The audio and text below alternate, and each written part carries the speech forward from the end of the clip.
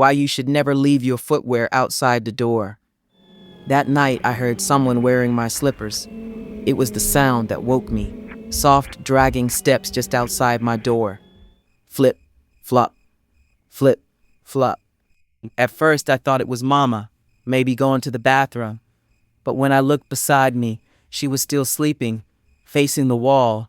It was 2 a.m. The sound came again, slower this time.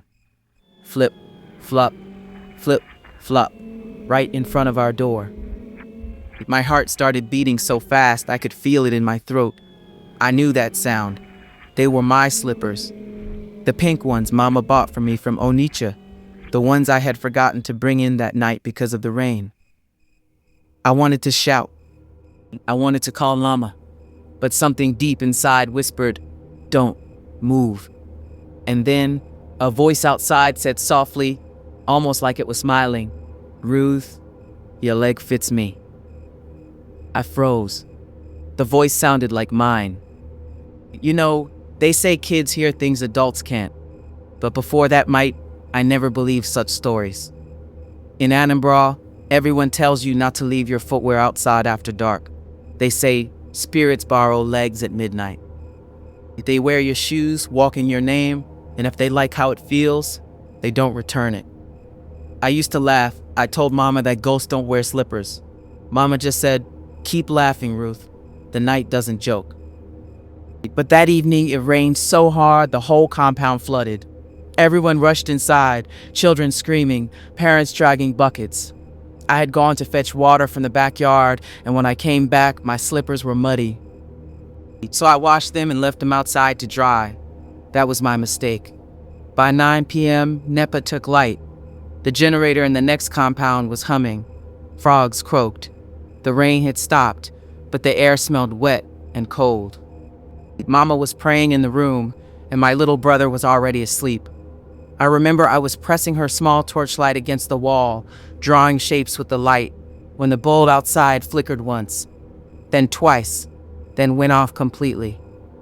That was when I first heard it.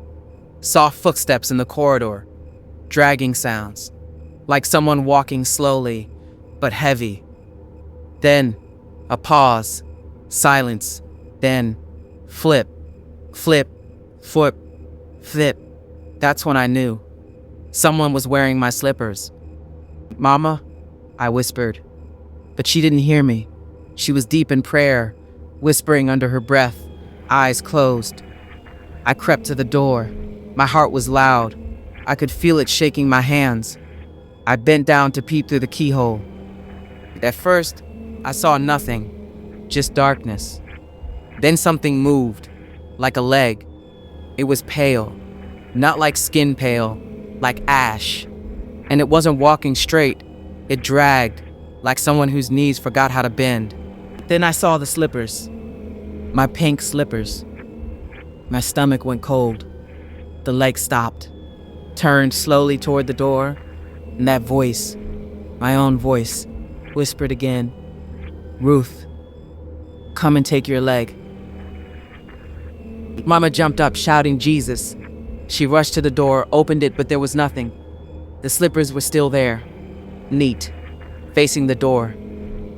But when she picked them up, they were wet, not with rain, with footprints inside. Tiny footprints and black dust. Mama threw them away that night.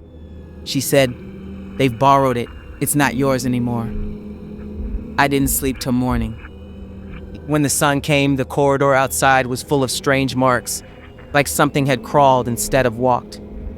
That same day, our neighbor, Auntie Neka, came crying that her son was sick. He had woken up screaming that someone was walking around their room barefoot, whispering his name. He died before evening. Mama said it's connected. I don't know, but 3 days later, I saw my pink slippers again. They were behind the bathroom door, still wet, still facing the door.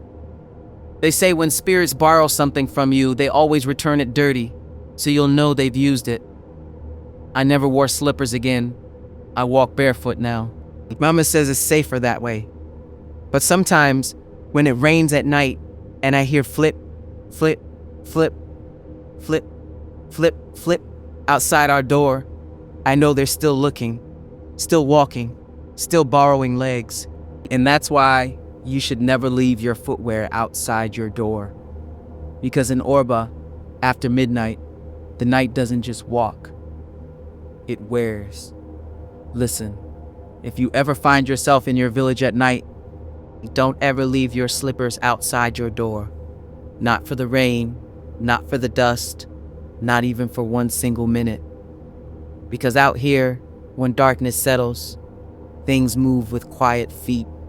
And sometimes, they borrow what we leave behind to remember what it feels like to be human. So keep your footwear close and your door closed tighter, because not everything that walks at night comes from this world. Thank you so much for supporting Story Legion. Please like and subscribe to our channel for more stories. Your continued support means a lot to us. Please be reminded also that our folk tales and engaging stories are now only on Mondays and Saturdays, while we bring you crime stories and news every Wednesday and Friday. We love you all.